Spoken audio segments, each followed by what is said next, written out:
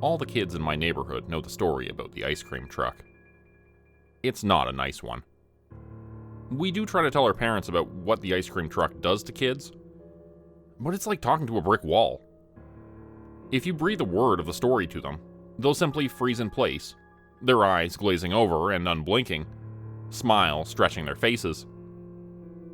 It isn't until you give up, feeling completely disheartened and alone, that your parents emerge from their trance looking puzzled. They'll pat you on the head or shoulder and ask, "What were you saying, kiddo?" So you see, we can't tell our parents, or any other kids, about the ice cream truck. It won't let us. I hope the same thing won't happen to you if you're an adult and reading this. I'm sorry if it does. Truly sorry. But I need to warn other kids. Don't move here to Adaport. The story goes like this. There's a kid named Roger. 10 years old, or maybe 8, or maybe as old as 16.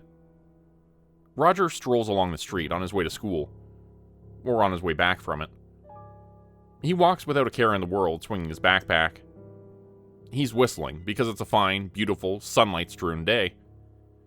And then, right as he's nearly reached his destination, he hears it.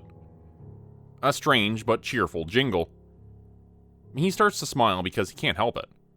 That ice cream truck jingle is the kind of sound that makes kids laugh, puts a pep in their step, makes them think about the people or things they love. Roger thinks about his parents, and the stack of superhero comics on his desk. And while he's thinking of all these delightful things, he slows down.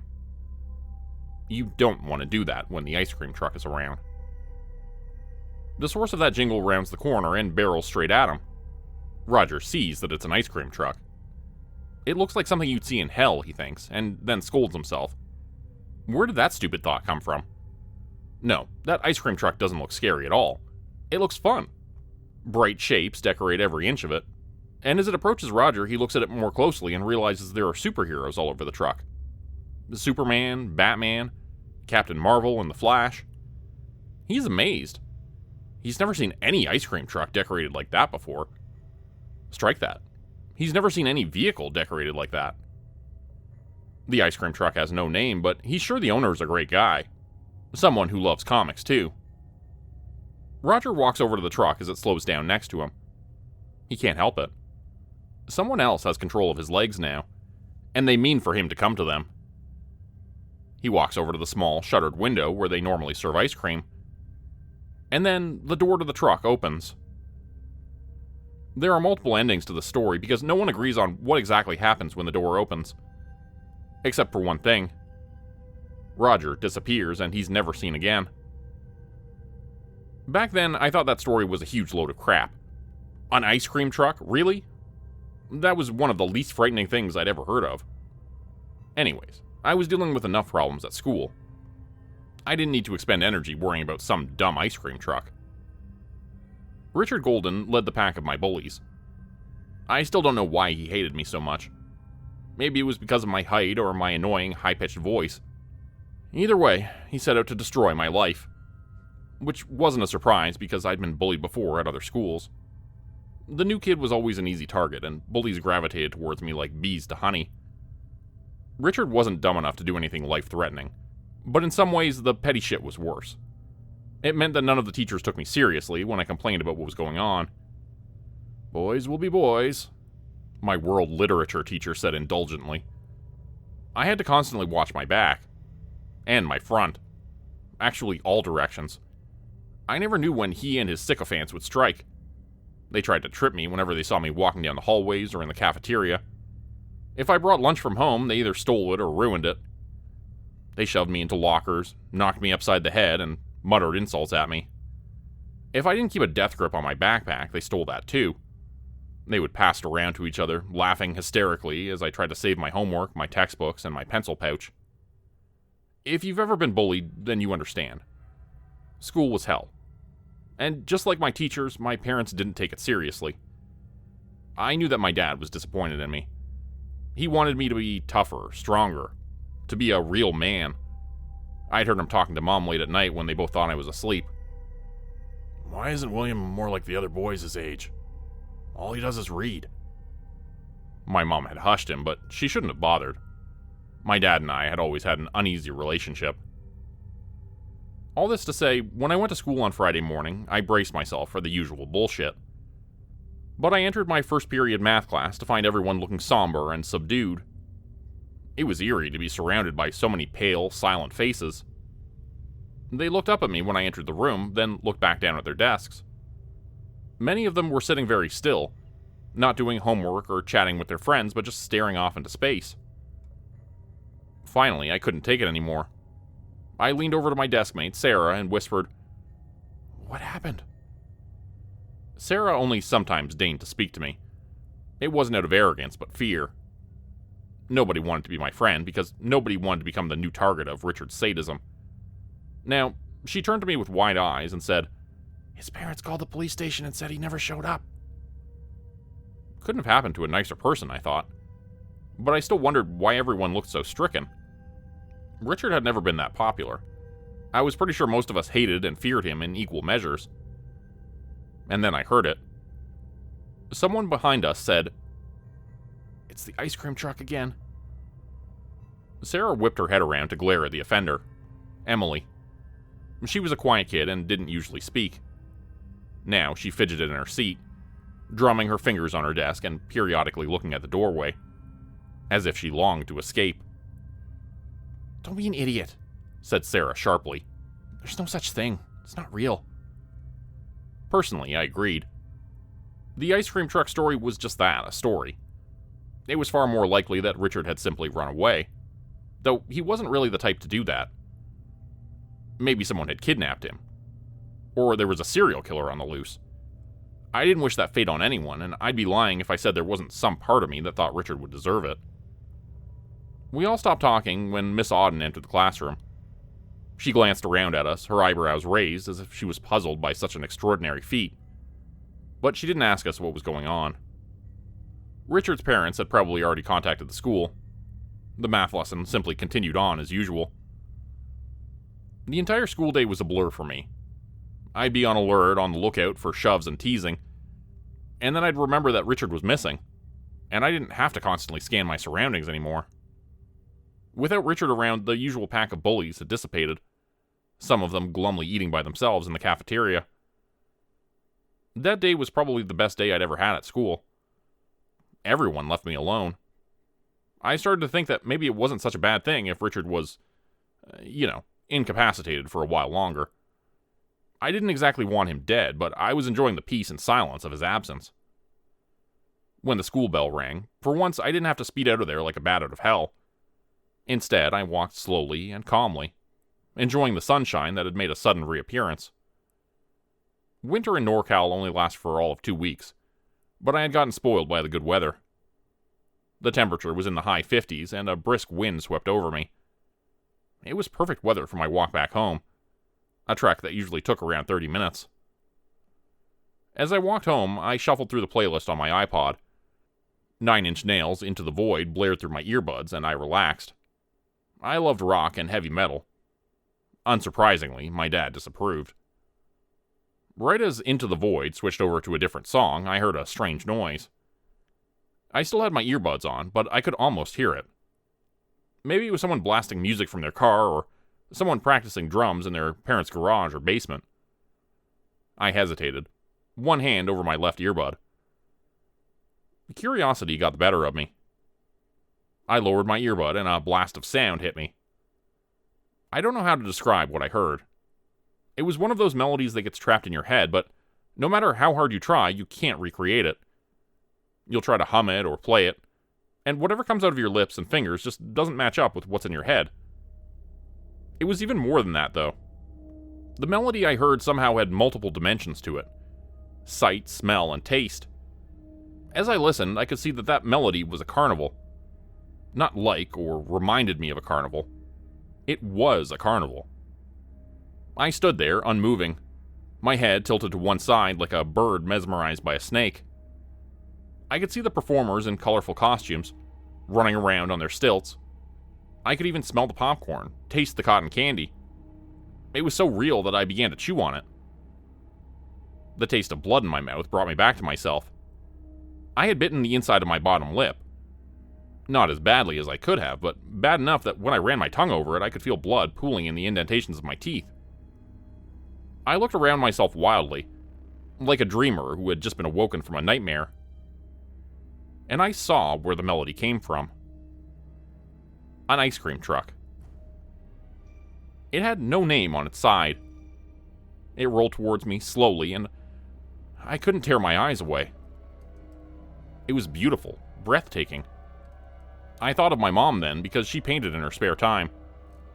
It was one of the hobbies we bonded over together that disgusted my dad so much. Real men didn't paint.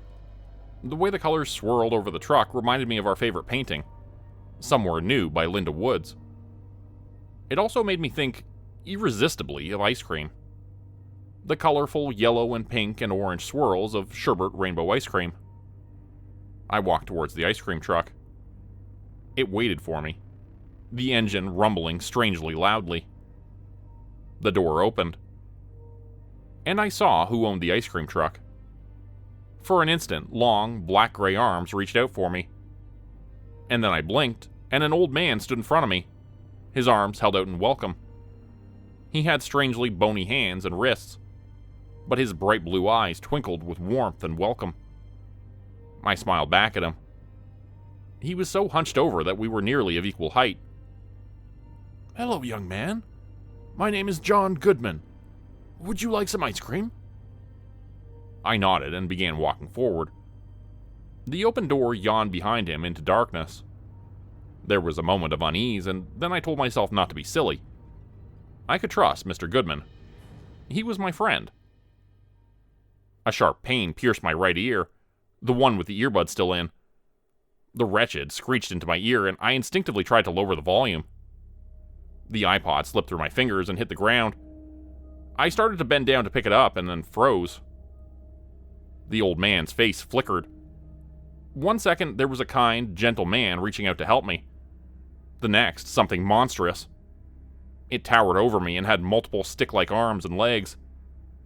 That was the first thing I noticed. The next, that its enormous body was rotting. It looked and smelled the way spoiled meat does.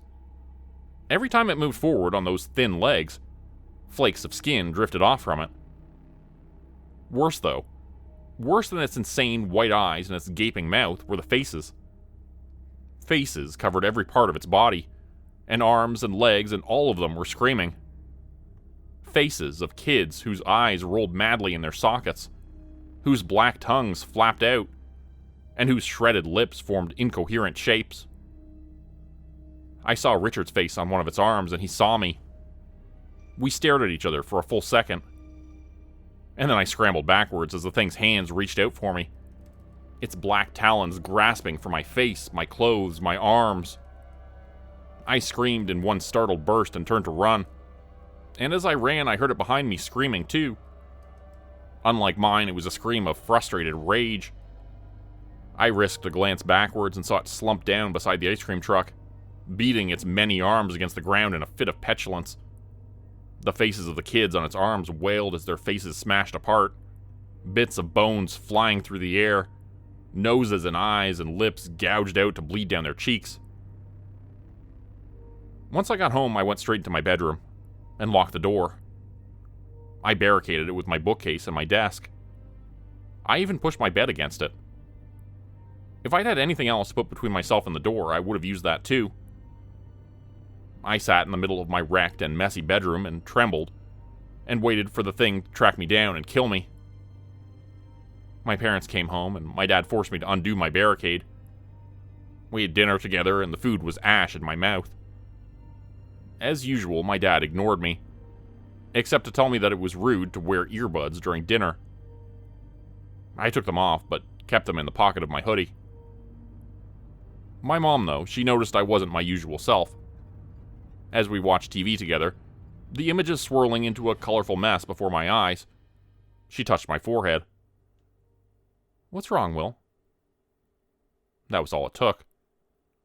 A dam broke inside my chest, and even though I was worried that she'd cart me off to a mental hospital, I told my mom everything. I finished with, "I think it got Richard, the guy who gives me a hard time at school. What should we do?" complete silence. I lowered my hands from my face. My mom had the strangest expression on her face. She was so still that she looked like one of those store mannequins posed behind a storefront window. Finally, she moved. Her eyes began to blink, and her mouth stretched into a yawn. I'm sorry, honey, what were you saying? Nothing, I replied, my chest hollow. I think I'm coming down with something. I excused myself and barricaded my bedroom door again. Thankfully, I hadn't lost my iPod. I picked it up from where it was charging and slipped the earbuds from my pockets into my ears. There was no way in hell that I would ever take them off again. It wasn't until I was close to falling asleep that I heard it. A cheerful, lively melody, so loud I could almost hear it over the music of my earbuds. But I kept turning up the volume on my iPod. Even when it hurt so badly, I would have given anything to turn it off. I stood up and sprinted over to my bedroom window, looking down. As expected, the ice cream truck was parked outside on the street, waiting for me. Moonlight turned its bright spirals of color into a cruel, mocking joke. And the longer I stared at the truck, the easier it became to see that the colors weren't really there. No. The truck was decorated with small bones, made from them. Bones glimmered in their spirals under the moonlight and jutted out of the truck. And although I knew it was just my imagination, it seemed to me that I could hear the screams of children again. Someone screamed my name over and over. It sounded like Richard. But he could scream as much as he wanted to because I wasn't going down there. Not if I could help it. I knew that there was something in the ice cream truck looking up at me. Its white eyes gleaming as drool dripped from its chin. Something waited for me to take out my earbuds. Waited for me to make a single mistake. Waited for me to come outside. Something hungry.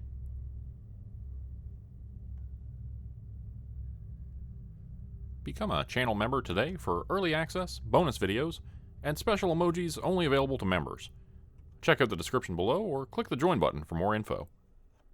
If you'd like another way to help support the channel, please consider joining my Patreon page at patreon.com/JordanGrupeHorror.